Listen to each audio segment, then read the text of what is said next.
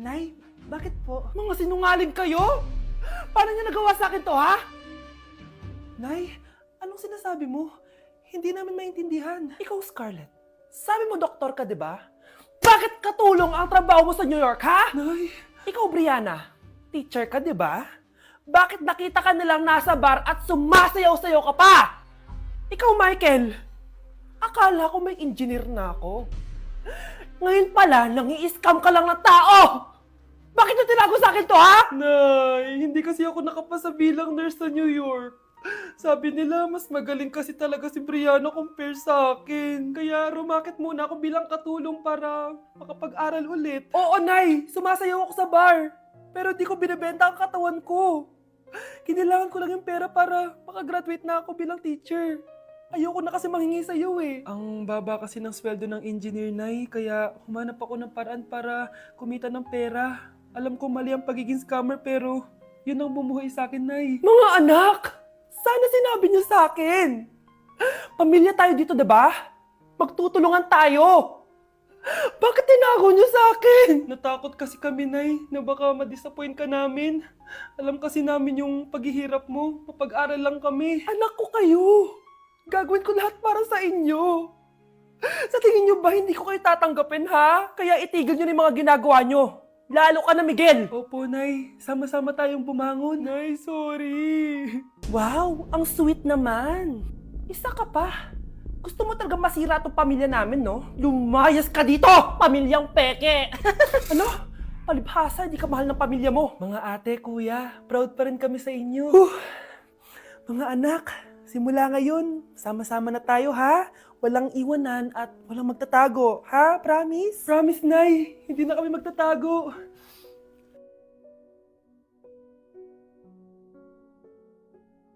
Ikinalulungkot ko pero hindi na siya makakita.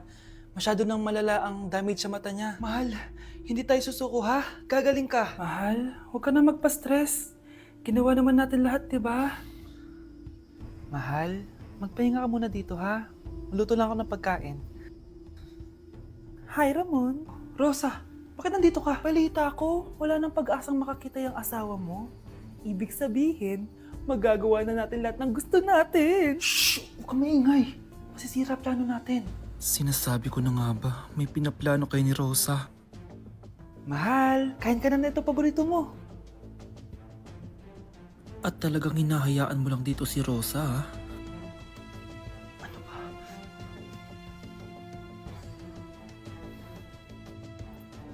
Walang ya kayo? Sa harap ko pa talaga at sa sarili kong bahay? Tay, nabalitaan ko yung nangyari kay nanay. Ipagdasal na lang natin na gumaling pa rin siya, anak.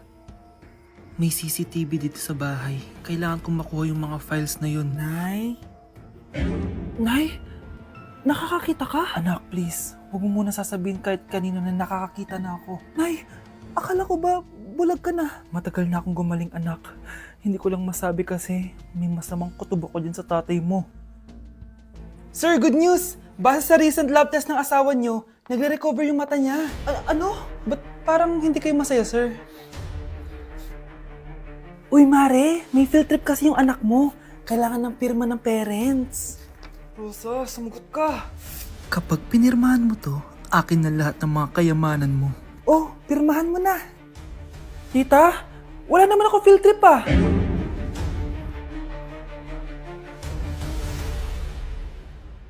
Mag-e-enroll po ako. Mag-e-enroll po ako, ma'am. Nasa requirements mo? Ay, ito po, dala ko ng birth certificate at saka yung enrollment form.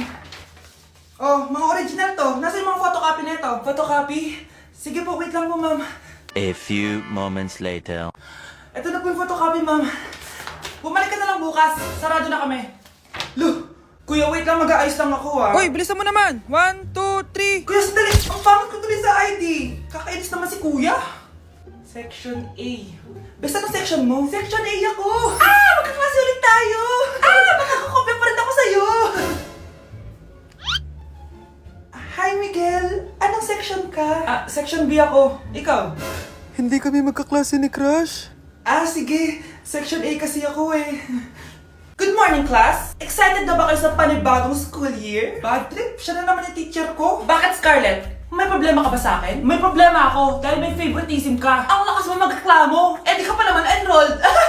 Kaka-enroll ko lang ah. Talaga? Eh bakit ibang Scarlett yun nandito? Hello po. Bakit sabi ng teacher ko di ba daw ako enrolled? Ay, sorry, di kita na-enroll. Pwedeng bumalik ka na lang bukas. Walang hiya ka? Ilang beses na ako balik-balik dito. I-enroll mo na ako. Ngayon na. Miss, balik ka na lang bukas ha. Sige po, babalik na lang po ako bukas. Anak, gumising ka na. Christmas party niyo na. Christmas party na namin, Nay. Sana maganda yung regalong matatanggap ko mamaya. Kumain ka na dyan, anak, ha? Anong meron, Nay? Bakit ang dami pong pagkain? Siyempre, anak, malapit na magpasko. Tara, kain na tayo. Niluto ko lahat ng favorite mo. Talaga, Nay? Ay, sana palagi na lang Pasko. Ay, may nangangaraling ata. Wait lang, anak. Nangangaraling po.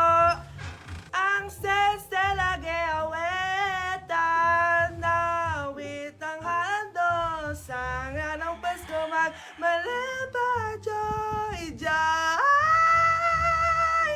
Merry Christmas po! Galing mo naman! No, ito, 10 pesos. Ayan na! 10 pesos? Ang ganda ng boses ko tapos 10 pesos lang bibigay mo sa akin? Alis na nga ako, kuripot mo. Wow, demanding pa. A few moments later. Okay, class, mag-exchange gift na tayo. Wow, ang bango nito. Thank you. OMG, bagong bag. Alam mo talagang gusto ko, ah. Thank you. Nasaan nag-exchange gift ko? Wala yung ka-exchange gift mo, be. Absent siya. Bawi ka na lang next year. Minsan na nga lang mag-Christmas. Absent pa siya. Okay lang yan, be. Huwag ka na umiyak. Paano na yung gift ko? Oo, anak. Ba't malungkot ka? Wala ako natanggap na regalo, Nay. Absent yung ka-exchange gift ko. O, eto. Para sa'yo, anak. Merry Christmas. Para sa akin to, Nay. Thank you! Kala ko wala na ako regalo ngayong Pasko. Siyempre naman anak, makakalimutan ba kita? Wow, ang sweet niyo naman, Mare. May fruit salad ba kayo? Pingi ko. Mga anak, aalis lang ako Maglinis kayo dyan. Bye, Nay! At dahil wala na si Nanay, ako ang bago niyong boss. Kaya sundin yung mga inuutos ko, ha? O Kyle, ikaw na magugas ng mga plato doon, ha? Wow, lakas magutos, ha? Aba, nagreklamo ka ba? Brianna! Walisin mo yung mga kalat dito. Pwede ikaw naman. Walisin ko mukha mo eh. Ano sabi mo, babae ka? Hoy, ikaw, Miguel. Ikaw gumawa ng assignment ko, ha? Ang lala ng babaeng to. Sa bobo pa papagawa ng assignment. Matutulog lang ako, Dapat pagkagising ko. Tapos na lahat yan, Nakakainis si ate. Sobrang tamad na. Dami pang inuutos. Eh, ano magagawa natin? Favorite kasi ni nanay yan eh. Isumbong na natin niya kay nanay. Hindi pwede inaalipin niya tayo ng ganito. Anong isusumbong, ha? Akala niyo hindi ko kayo naririnig? Magtrabaho kayo doon! Tama na, ate! Sawang-sawa na kami! Puro kautos! Malinaw naman sa inyo, di ba? Na pag wala si nanay, ako ang boss. Sinong boss? Ha? Wala, nay. Actually, kakatapos ko lang maglinis ng bahay, oh. Luh, sinungaling. Scarlett, wag mo na ako lokohin. Hindi naman talaga ako umalis dito. Sinisigurado ko lang kung naglilinis talaga kayo lahat. At tama nga yung sinasabi ng mga kapatid mo. Na para kang boss umasta dito sa bahay. Nay. Mga anak, kayo na bahala sa ate nyo. Utusan nyo ng utusan yan. Ate, ikaw na magugas ng mga plato dun. Eto na. Pagkatapos mo dyan, ate, maglaba ka, ha? Oo, sige. Pagkatapos mo maglaba, gawin mo yung project ko, ha? Sige, boss. Lahat ng utos nyo gagawin ko. Tay? O anak, si nanay kasi kahapon pwede umuwi. Ano na kaya nangyari dun? Busy lang yung nanay mo. O siya, may good news ako sa'yo.